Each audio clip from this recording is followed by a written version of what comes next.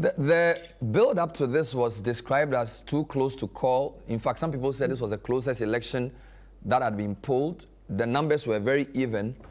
But from looking at the results, it appears this is almost like a strong victory for Trump, and it wasn't as close as was being projected. Is that the feeling, and am I misinterpreting the way the victory has been decisive?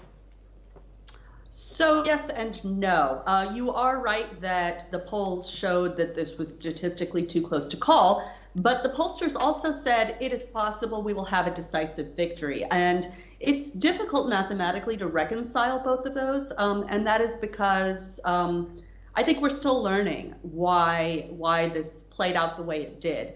But we did have a clear victor, and that may feel surprising to certain people, but that is what pollsters were saying all along.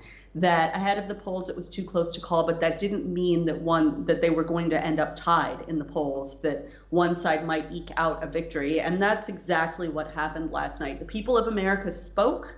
They spoke decisively, and in many places where I think many people, observers, were expecting to see Harris do better, she didn't. There was a clear rightward shift, and that's reflected not just in the presidential race, but also in the lower ballots, in the down ballot races. We saw Republicans pick up seats in the Senate and in the House. So I guess this is indicative of a very clear, small rightward shift in the United States, and this remains a very deeply divided country.